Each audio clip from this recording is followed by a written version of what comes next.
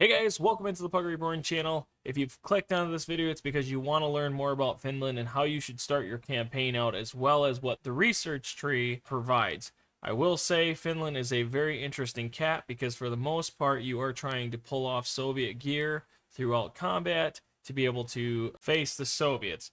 Ultimately, it's really just adding in some pretty unique units on top of playing the Soviet faction. So I'm just saying as is, it's fun, but you have to keep in mind that a lot of the things that you are using is going to be the USSR. As we get into this, I will also tell you that this first portion right here is only to go over if I was a brand spanking new player, okay? I wouldn't advise this for people that have played the game for a long time because it would be too easy for you, okay? I'm totally understanding of that. But for what it's worth, if you're trying to learn the game, this is the best way to do it. This is how I ended up learning and making the guides that I did early on when the game first released. And also use the timestamps. There's a lot of timestamps that are going to get you to where you want to be, and if you want to get my thoughts on early game progression. So for starters here, we have difficulty at easy. The main reason for this is because it greatly reduces enemy health as well as their accuracy. It also gives you more health as well. Yeah, there's some little other perks there you'll see on the screen. The other thing here would be the economy being very high. The reason for this is because you're going to get more resources, you're going to get more support points, you're going to get more munitions as well by having it very high. Research points is the most valuable thing that you can get in terms of resource in the game. So, so having it very high will allow you to get a lot of your units research quicker. So keep that in mind as well. And then whatever you want to do with the campaign size, the main thing is get that fog of war off. I know some people say, well, then you don't, line of sight still works, even though fog of war is off. You can't really tell how if your unit can see the enemy. Here's what I'm going to tell you guys. You are God at this point. If you can see the enemy, you can avoid them seeing you, or you can use tactics to just go and kill them. Use your own strategy. The main reason why we have the fog of war off is so that you can study the battlefield, see how the game operates, see how many units are coming on, and what you must do to effectively dispatch of them. Don't feel bad about it. I get it, but it will make you better in the long run. So without further ado, now let's get into the rest of the video.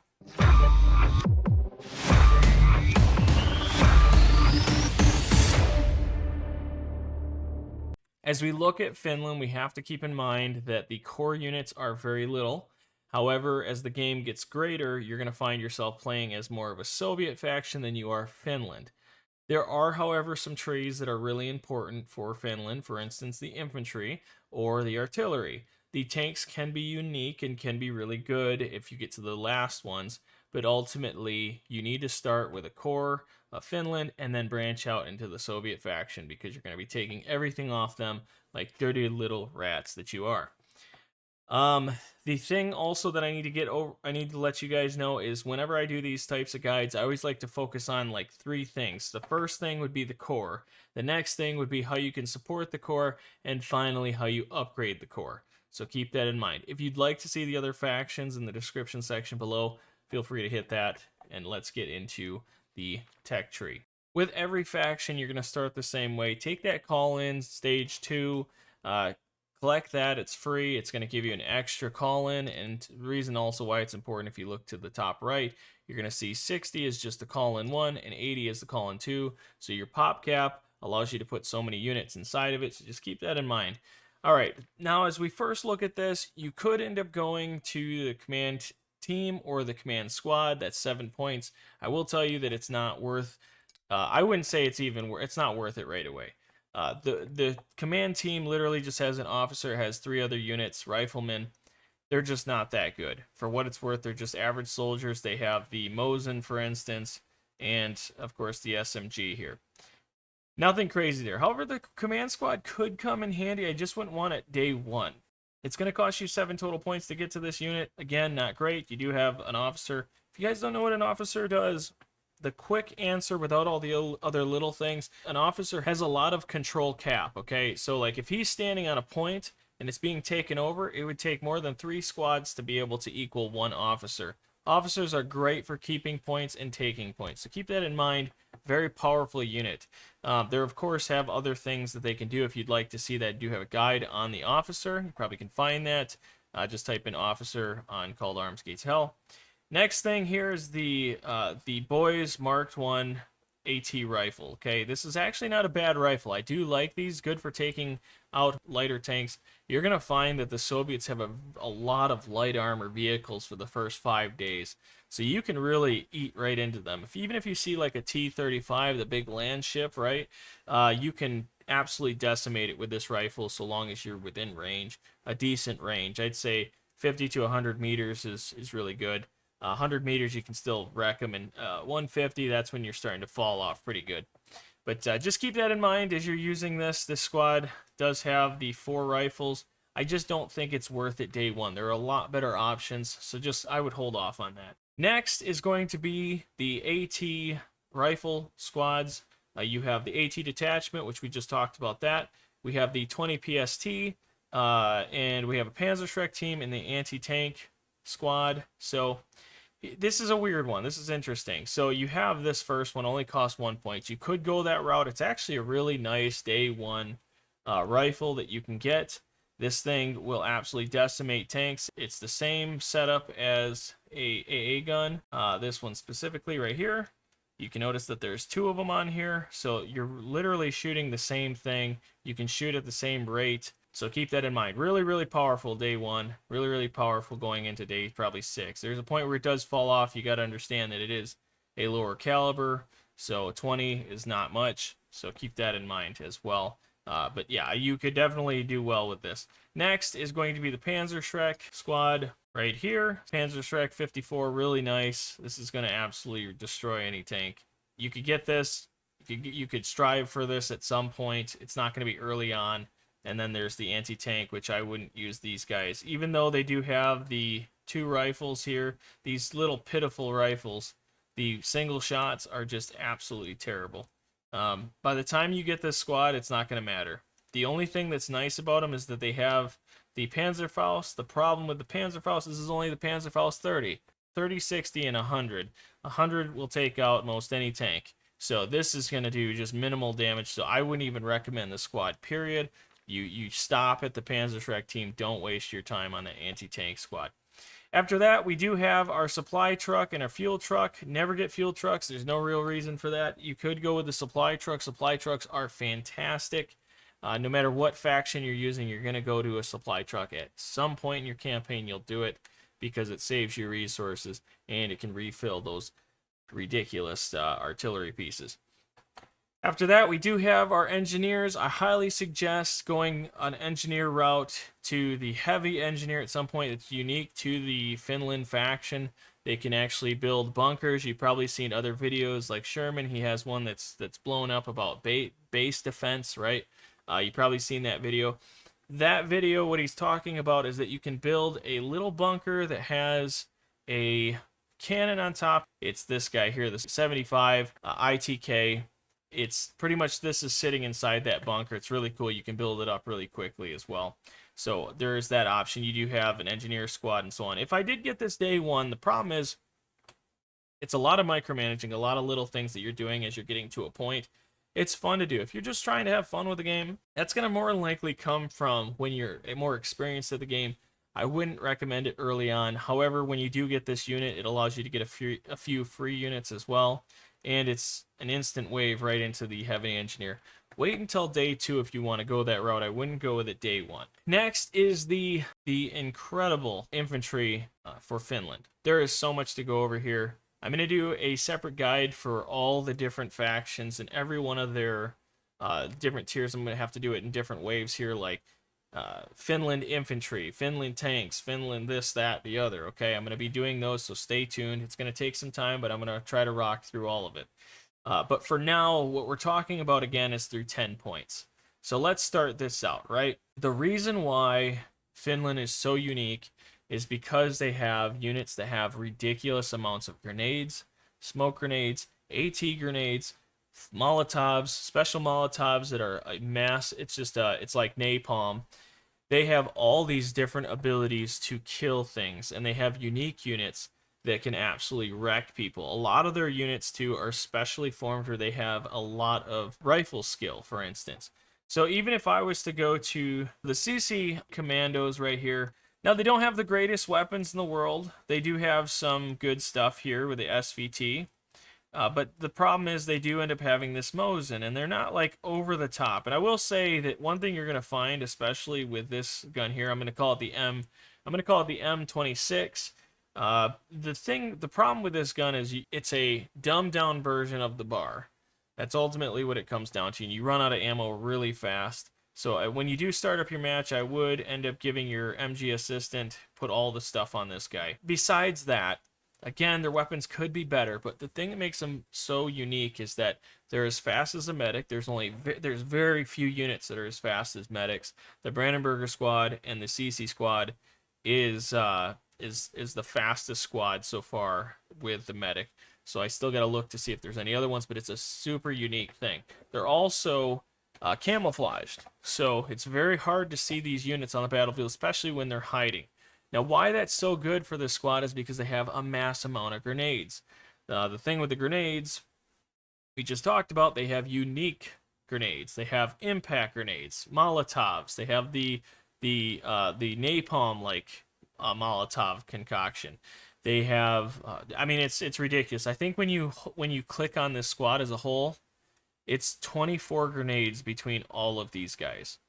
And that's not including smoke grenades, okay? I'm keeping that separate because that's a bunch of freaking grenades. And if anybody's played this game for any amount of time, you know that grenades are the meta. Why I'm bringing that up is because technically you could end up going with this squad right off the bat. That gives you 8 points to the commandos. It'll also allow you to get these veteran scouts. I wouldn't even worry about the scout section, go with the veteran scout section. Now the veteran scouts, these are elite. They have a little extra speed here at 1.1. I don't think they're camouflaged, but they do have elite abilities. For instance, the 5 skill level. And again, what's unique about Finland is they have a lot of units that have really good skill levels that you can get early on. All these guys have extended ranges as well, so they can see farther. That's the idea of the scout. They only have a 5 pop cap, and they're incredibly cheap at 46. Use these guys with the CC commandos, so that way you guys can get out into the bushes and stuff and wait for enemy tanks and then just totally destroy them. There's a sniper as well over here. The elite sniper you can get probably on day 2 if you end up going that route. And this guy is the king. Any infantry, he's the best. He's stealthy. He does have the elite speed at 1.2. He has the highest, look at his skill level here, the weapon skill level at 8 all the way down and across. So he can use any weapon. Okay, he's maxed out in veterancy, so what you see is what you get. I will say you can end up going and picking up better weapons for him, and he's dominant. Now, you also could get a handful of these guys and use like one squad that's full of elite soldiers. But that's an upgrade possibility. You could go with the Jaeger Scout section. These guys, I believe, are stealth. Yeah, so these guys are 1.1 speed. They have elite ability. They probably have special grenades and everything else. I have not used these guys, but just something to keep in mind. They're scouts just like the others. They've got to be pretty dang nasty. So that's that side of the tree. Now the other side, you could just go with like a rifle squad. Try to move towards this border squad. Border squad is disgusting. You do end up going to 7, and you got to stop there. Okay, so here's the border guard squad. As we look here, they have 2.0 health regeneration and the 4.5 stamina regeneration. This is important because if they do get shot and they're dying, they run out of meds, they naturally heal. They're like a little baby Wolverine. They slowly heal. They also have a base health, and I understand it's skewed because we're on easy mode, but if you're on very high difficulty, they would have 300 health, so every second they heal too. Now, as their veterancy goes higher, the higher their regeneration is as well. Their skill is at 4 for their rifles, so they will hit their target pretty easily. They're just a really good squad all around. The only knock that I have on them is that they are slower at the 0.9 speed compared to the average of 1.0. So again, it's a really good squad to start with, and they do have a lot of grenades as well as everybody else. The impact grenade is fantastic. I've come to think very fondly of it. Now, from here, you do have so many different ways you can go. If you do end up going down this road, you're going to be going down the Border Jaeger squad to the end here. If you were to go the opposite direction, we could go to the rifle squad, the veteran rifle squad, and then finally the marksman. Now, I would say finally the marksman, because the marksman squad, the veteran marksman squad, is highly sought after by many in the community. As I click on this, you're going to notice something very special about them. Their rifle skill is an 8. Yes, you see that correctly, an 8. They do not miss. These guys have a major flaw, but a major buff, okay? The major buff is that they don't miss. They hit everything. They're incredibly deadly, and if you can get all of them with an SVT, anything like this or more, and they are going to absolutely decimate whoever you're fighting. Now, the reason why I say they have a flaw, if you look, they start with a veterancy, and I don't think a lot of people know about this. I think they just see it as they look at the weapon skill and they're just like, done, I'm good. But the reality of it is, they start with a veterancy of 5, so there's 3 more veterancies that they can go higher by getting kills. That's easy, right? The stamina is fine, that's the way it's supposed to be at 162, but because, again, we're on easy mode, the natural health for these guys is 260. Okay, Puggo, what's the problem with that? Well, an elite unit is 375. Anything in the 200 range, I usually have a problem with because they're just so easily able to be killed. Any HE rounds, you can kill them right away, and mass, like a range of an explosion from an HE starts small and it expands out. And that expands, the damage drops off. No duh. But the problem is a lot of times, even on the outer range of an HE explosion, you can do a lot of damage and kill these guys very easily. So, you know, a collateral damage could be really devastating for the squad. So I like to spread them out. I like to put them in different areas where they can fight behind soldiers that I'm okay with losing. So just keep that in mind. Use a smaller squad to get ahead of them, and then use these guys to be the bulk of your damage. They're fantastic units, just use them properly. I don't think people talk about that very often. So that's the marksman squad. You could end up going that route. That leaves you with, I believe it was 3. Yeah, so no, it gives you 2. So you have 2 points after this. If you ended up going with your marksman, they would be your main killers, right? But with that, you're going to need some kind of support. So keep that in mind with only 2 points left. You could end up going the cavalry line as well. These are not crazy squads. Going up here, you have to get to like the Jaeger squad for it to really start to stand out. Next is the Maxim machine gun and the DS-39. I can't recommend them because artillery loves taking them out. If you want to use them, take them off the field from the enemy and then redeploy them and see how it works for you. Next is going to be the mortars. I've always talked about the mortars here. The mortars I wait until at least day 2 before I start getting them. The reason is because they're so inaccurate, but they are also devastating in a setting where you're just sitting in one spot and taking out the enemy. If you have like 3 of them together, 2 of them together, they can be really dangerous on a defense mission. But other than that, I wouldn't get them on day 1. Now we get into the AA guns, and as you guys have learned over time now, that AA guns are one of the meta, okay? It's one of the really good things that you can get in the game early on, especially when you get the truck. So I will say the truck is pretty flimsy. You get hit in that engine, it's over. So you have the Beretta here. This is really nice, but specifically this one, absolutely disgusting. I just love this thing. It is very powerful. It's low to the ground. You can get the sandbags around it. Fantastic weapon to have. I would rather have this than the truck because the truck, again, just doesn't have much armor. Really easy to destroy. While it does have the Beretta on the back and it can carry, I kept using this and it just felt like it was just falling short compared to the other trucks. It's similar to all the trucks, but for whatever reason, I'm just not a fan of it personally. But I do like the 2, so if I'm going to get it, I'm going to go with the dual. I like having the dual. I think the dual is fantastic. It's great for infantry. It's great for light vehicles, light tanks, and so on. It can take out, you know, of course, airplanes. That's the point of the AA. But that's how I would go. I wouldn't. I'm not as much of a fan of investing it this way. So you could upgrade, but if I'm gonna upgrade the rest of the line, I would rather use the heavy engineer where I can build the bunker. So I would go that route instead of following the tree. I would just go as far as the second Beretta.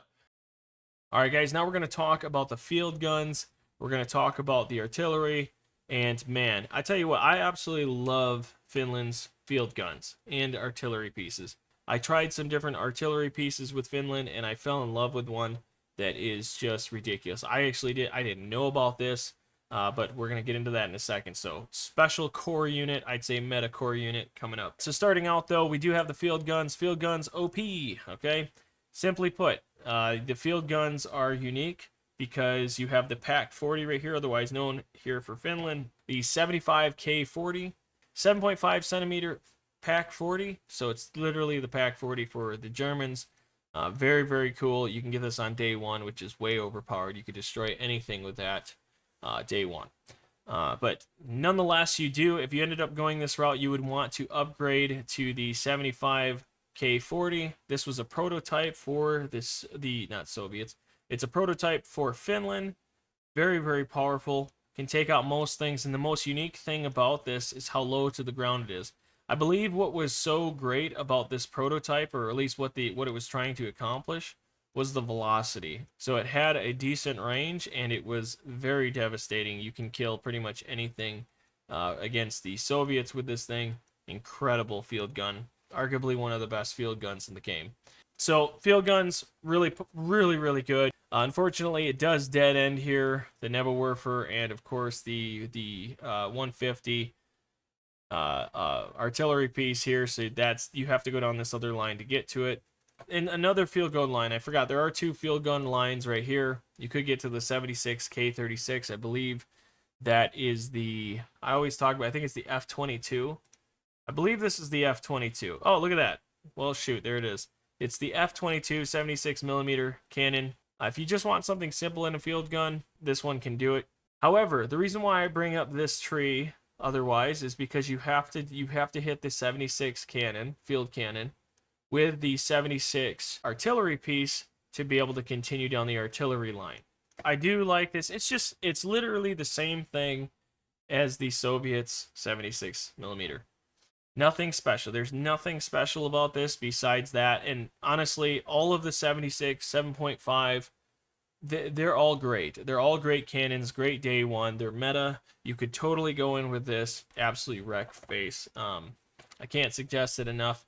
Next is the OP cannon. And the reason I bring up this connection of a tree is because the 84K18 is one of the best cannons in the game. It has 210 meter range. It's deadly accurate too. And there's one caveat to the accuracy, I will say though.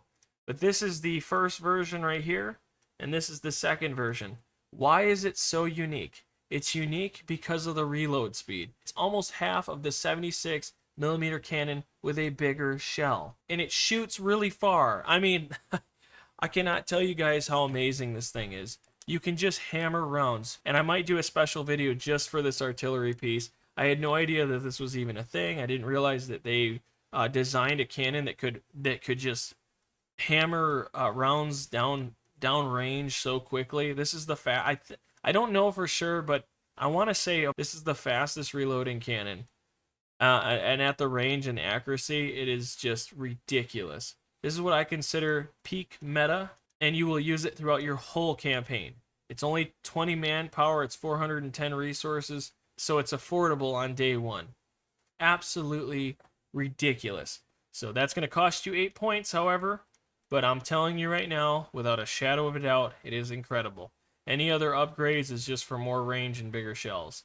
So there's that. Now we're going to get into the tank tree. With other factions, we talk about the light vehicles. Working our way to it, you have the Landsverk. I've heard a lot of people like this truck. I've used it a few times. I actually used it with Sheba. We did a mini series but yeah, the Landsverk is a very unique vehicle. It's got some decent armor on it at 10 and 15 for a max or a high.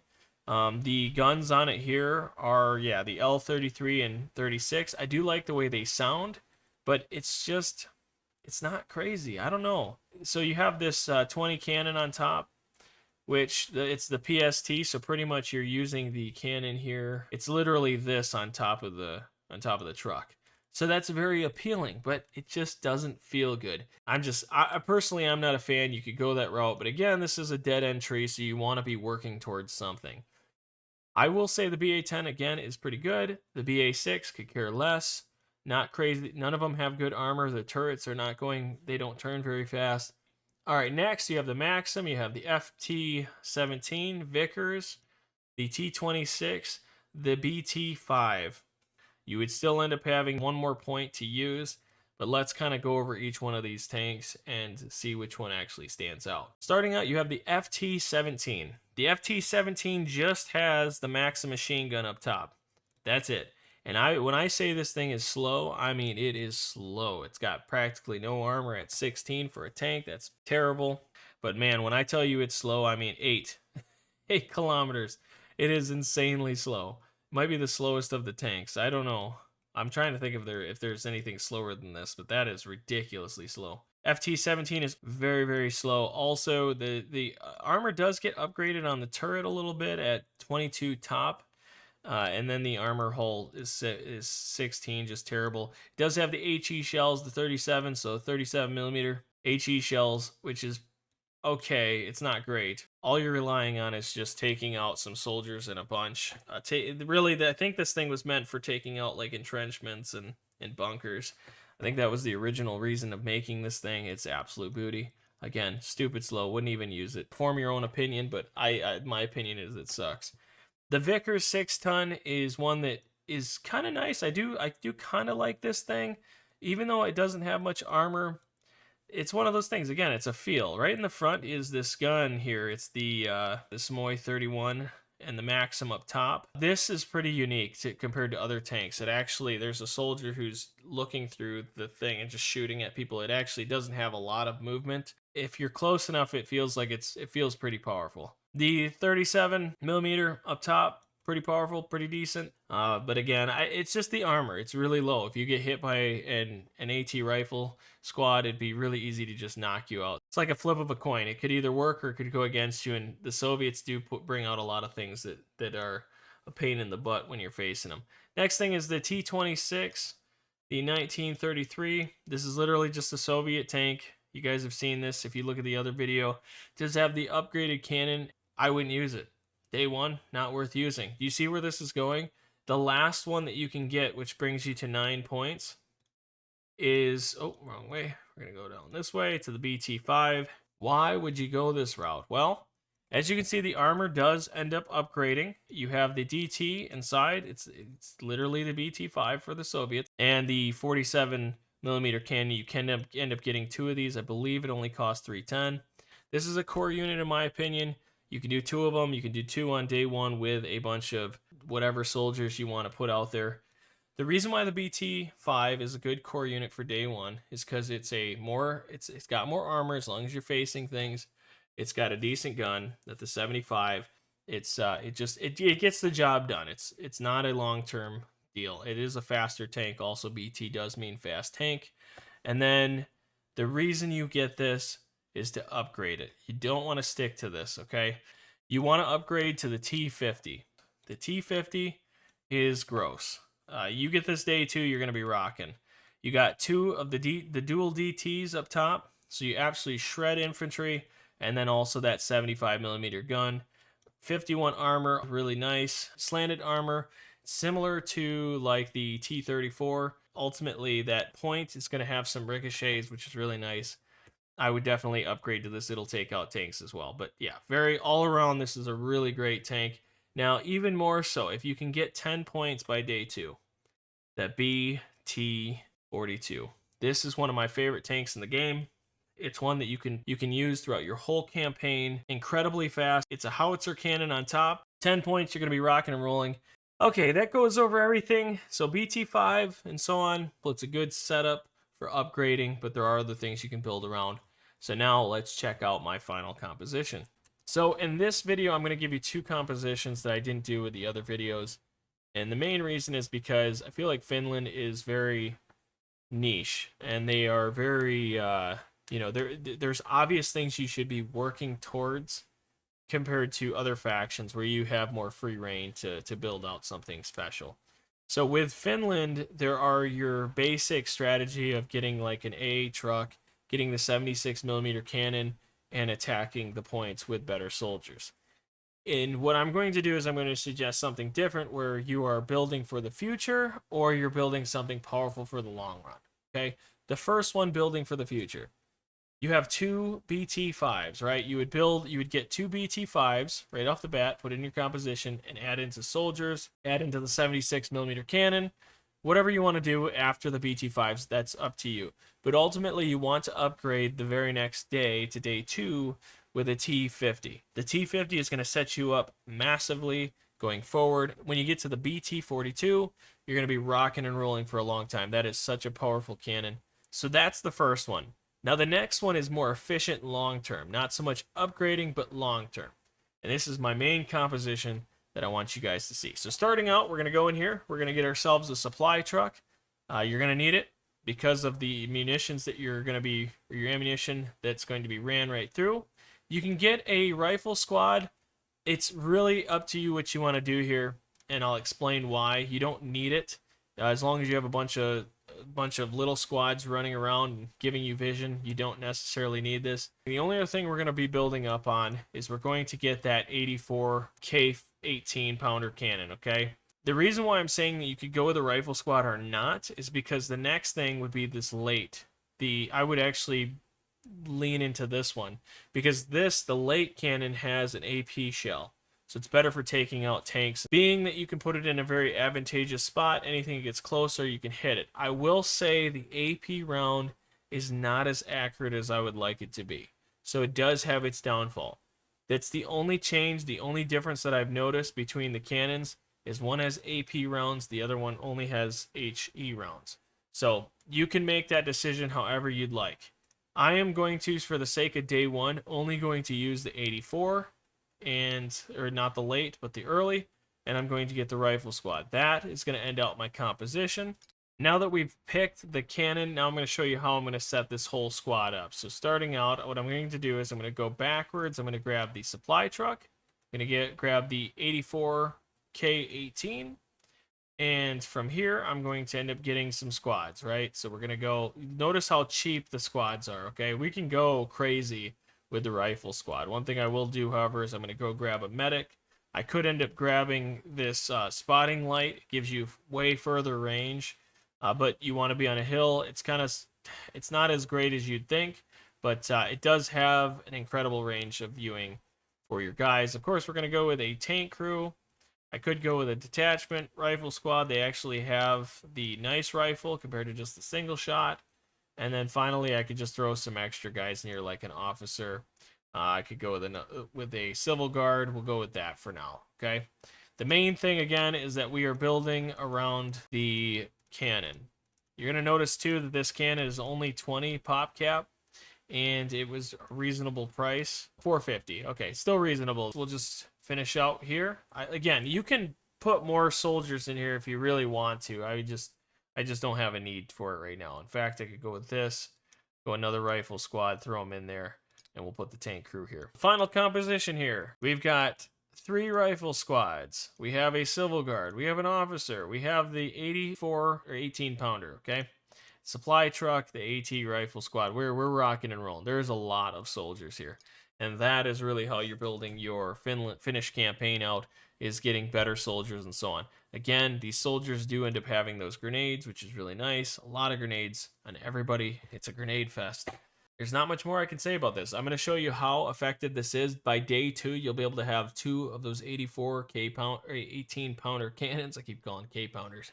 But these, we'll call them K pounders.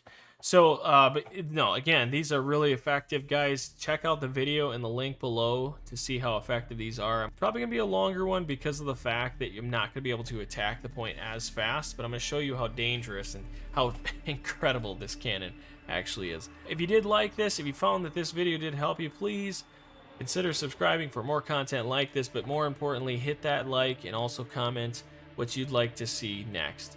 So thanks again, and I will see you in the next video.